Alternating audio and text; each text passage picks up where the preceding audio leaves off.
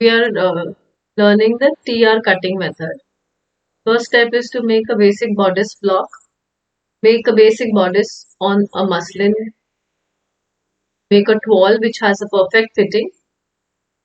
Then whatever style line you want to create, these can be as complicated as you want.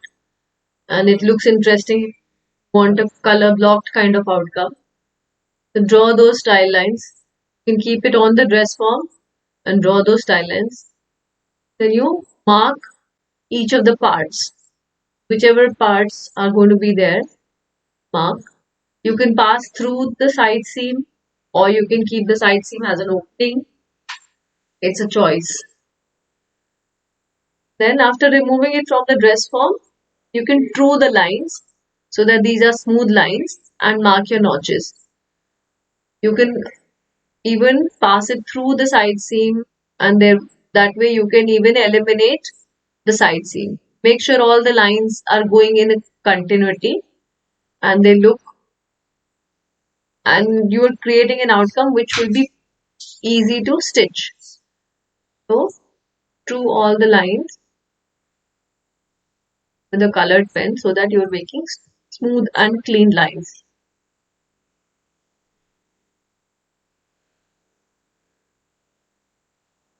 Do not forget to mark the patterns, not forget to mark the notches and make sure there is continuity.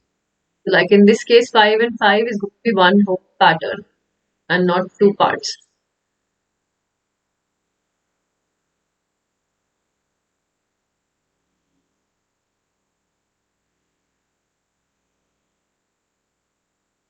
Now you'll start cutting it as per the guidelines that have been marked.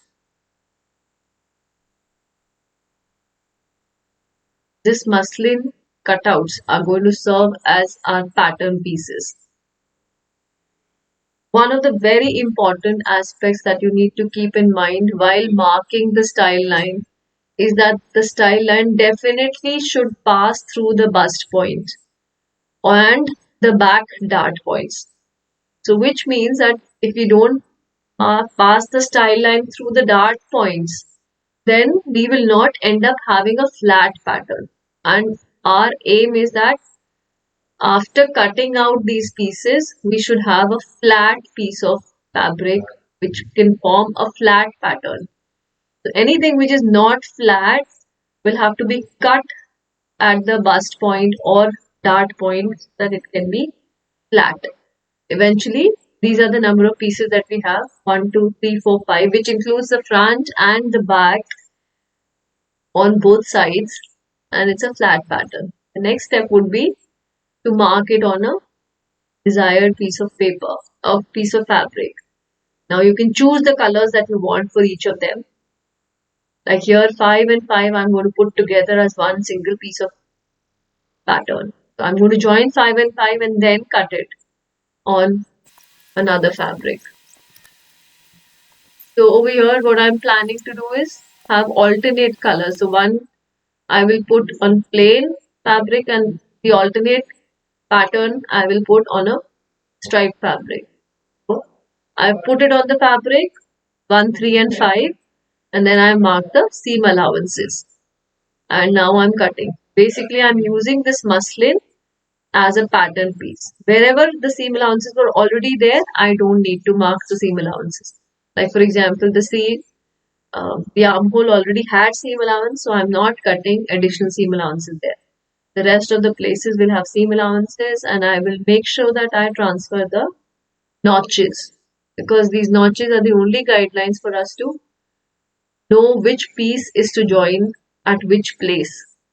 So alternate pattern pieces I am cutting on this off-white fabric and the other alternate pieces I will be cutting on a striped fabric. So when these two will join together, it will make an interesting pattern with alternating colors and any kind of complicated patterns and complicated style lines can be very easily and simplistically achieved through this method.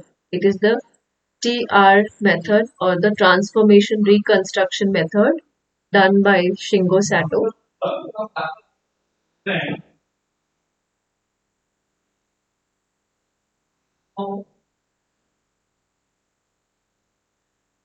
Now the next part is to be cutting it.